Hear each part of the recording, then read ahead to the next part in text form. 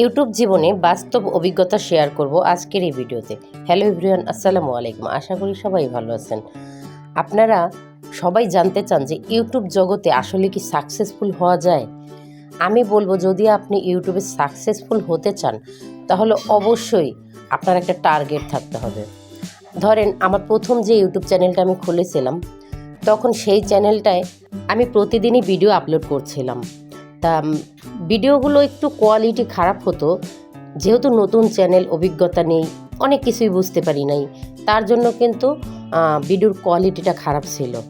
কিন্তু হ্যাঁ, আস্তে আস্তে যখন আমি বুঝতে পারলাম যে আরেকটু কোয়ালিটি ভালো করা যায়, তারপর এডিটিংয়ের বিষয় আছে, ফিল্টারের বিষয় আছে, ভয়েসের বিষয় আছে, সবগুলো যখন আমি আস্তে আস্তে বুঝতে পারলাম, আমার ঠিক 8 থেকে 10টা ভিডিও আপলোড করার পরেই কিন্তু একটা ভিডিও হঠাৎ করে ভাইরাল হয়ে যায়। আর সেই ভিডিওতেই কিন্তু আমার ওয়াচ টাইম এবং সাবস্ক্রাইবার বেড়ে যায়। তা যাই হোক, তারপরে কিন্তু এইভাবে প্রতিদিন আমি ভিডিও আপলোড করেই গেছি।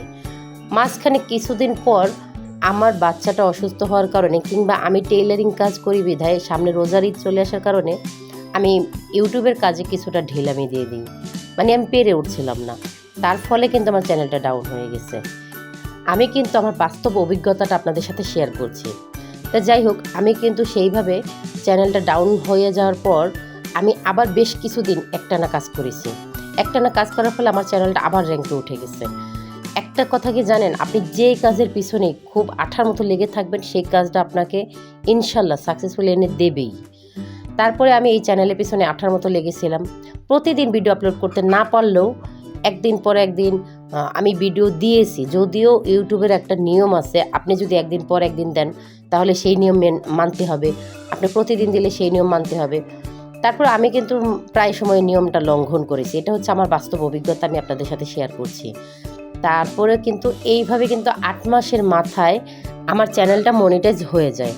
আল্লাহর রহমতে আমার চ্যানেলটা যখন মনিটাইজ হয়, তখন আমি কাজ করতে করতে আবার রোজার ঈদ চলে আসলো, আমি কিন্তু আবার ঢিলামি দিয়ে দিলাম। মানে আমি রোজার মাসের যে টেলারিং কাজের চাপ, সেই চাপ সামলাতে না পেরে ইউটিউব চ্যানেলটাকে হালকাভাবে নিয়ে নিলাম।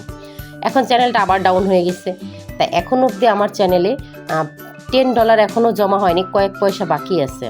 তা $10 জমা হওয়ার পর বাকি অভিজ্ঞতাটা আমি আপনাদের সাথে শেয়ার করব। আর হ্যাঁ, আরেকটা কথা, ইউটিউব চ্যানেল মনিটাইজেশনের ক্ষেত্রে আমি কিন্তু নিজেই করেছি সব কিছু। আমি 2-1 জায়গায় কথা বলেছিলাম, কেউ 5,000 টাকা চায়, কেউ 10,000 টাকা চায়। কিন্তু আমার হাজব্যান্ড বলেছিল, দেখো, তুমি একটা বছর এই চ্যানেলের পিছনে কষ্ট করেছো, এই চ্যানেলটা তুমি আরেকজনকে দিয়ে যদি মনিটাইজ করাতে যাও, তখন ইমেল পাসওয়ার্ড সম্পূর্ণ তার হাতে দিয়ে দিতে হবে এবং চ্যানেলটা কিন্তু সম্পূর্ণই তার হয়ে যাবে। একটা মনিটাইজ চ্যানেল যদি তার হয়ে যায়, সেই চ্যানেলটা তুমি ফিরে নাও পেতে পারো। যদি নিজে পারো তাহলেই চ্যানেল মনিটাইজ করো, না হলে করো না। তারপরে আমি নিজেই চেষ্টা করি, আলহামদুলিল্লাহ আমার চ্যানেলটা মনিটাইজ হয়ে যায়। এখন বাকি আছে $10 কাজ। তা আপনাদের যদি আগ্রহ থাকে সেই $10 বাকি কাজটা জানার, অবশ্যই কমেন্টে জানাবেন, আমি কিন্তু আপনাদের সাথে শেয়ার করব। আর হচ্ছে গিয়ে, ইউটিউবে লেগে থাকলে অবশ্যই সুফল আসবে ইনশাল্লাহ। সবাই ভালো থাকবেন, খোদা হাফেজ।